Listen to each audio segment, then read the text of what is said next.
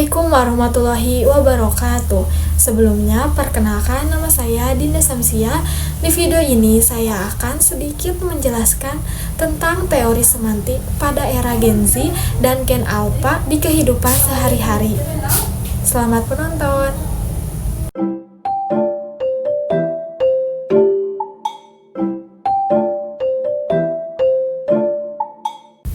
Semantik adalah cabang ilmu linguistik yang mempelajari makna dalam bahasa. Fokus utama semantik adalah memahami bagaimana kata, frasa, dan kalimat menyampaikan makna tersebut diterima dan diartikan oleh si pendengar. Semantik sangat penting dalam kehidupan kita sehari-hari karena bahasa digunakan oleh manusia untuk berkomunikasi dan berinteraksi dengan sesama manusia. Dalam kehidupan sehari-hari, kita sering melakukan kesalahpahaman dalam mengartikan bahasa tanpa kita sadari. Dengan seiringnya perkembangan globalisasi mempermudah para remaja menemukan jati diri, akan tetapi banyak dari para remaja tidak memanfaatkan perkembangan globalisasi secara bijak. Berkaitan dengan hal tersebut, berarti globalisasi dapat memberikan pengaruh terhadap kepribadian seseorang. Akhir-akhir ini, banyak para remaja Gen Z atau Gen Alpha yang setiap harinya berbicara atau berkomunikasi dengan temannya menggunakan bahasa gaul. Jika salah satu temannya tidak menggunakan bahasa tersebut, akan disebut tidak gaul. Faktor yang mempengaruhinya seperti kebiasaan sering menonton aplikasi TikTok yang di dalamnya mengandung bahasa-bahasa gaul yang menimbulkan para penonton menirukan bahasa tersebut.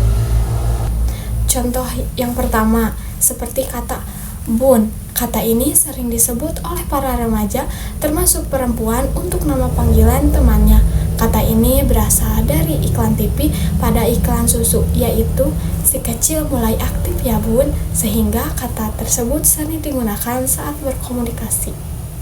Contoh yang kedua, pada kata bengek atau ang. Kata ini identik dengan penyakit asma atau sesak napas. Namun, kata ini diartikan oleh para remaja sekarang sebagai ekspresi ketawa terbahak-bahak atau ketawa ngakak. Contoh yang ketiga, pada kata sigma yang sering diucapkan oleh Gen Alpha. Kata sigma ini berasal umumnya dikenal sebagai huruf ke-18 dalam susunan alfabet Yunani. Kata sigma berarti seorang pemimpin yang dominan, penyendiri, keren, dan populer. Istilah ini sering digunakan untuk menggambarkan seseorang yang kuat dan mandiri. Teori yang relevan untuk menganalisis pengaruh bahasa gaul pada bahasa Indonesia yaitu teori semantik kognitif. Teori kognitif adalah penelitian konten konseptual dan organisasinya dalam bahasa.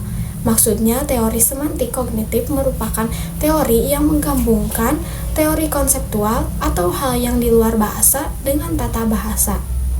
Tentunya dengan kita mempelajari bahasa gaul, ada dampak positif serta dampak negatifnya.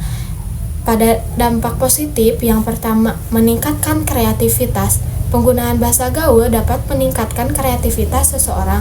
Yang kedua, efisien. Sebagian kosakata bahasa gaul merupakan akronim atau singkatan dari bahasa Indonesia.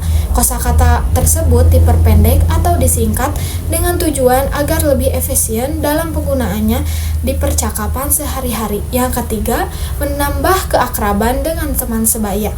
Bahasa gaul juga kadang dapat menambah keakraban di antara sesama teman. Hal ini karena bahasa gaul cenderung lebih santai bila digunakan dalam percakapan sehari-hari.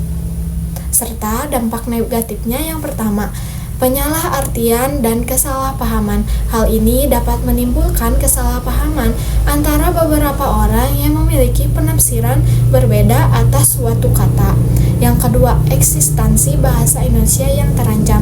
Penggunaan bahasa gaul yang berlebihan dapat menimbulkan kesulitan dalam menggunakan bahasa Indonesia yang tepat di situasi formal.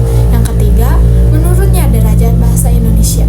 Karena bahasa gaul sangat mudah digunakan untuk berkomunikasi, maka remaja lebih memilih untuk menggunakan bahasa gaul sebagai bahasa sehari-hari, sehingga bahasa Indonesia dianggap kuno. Mungkin hanya itu yang dapat saya sampaikan di video ini. Semoga video ini bermanfaat bagi kalian, dan mohon maaf bila ada kesalahan dalam pengucapan serta kekurangan dalam materi yang telah saya paparkan. Wassalamualaikum warahmatullahi wabarakatuh.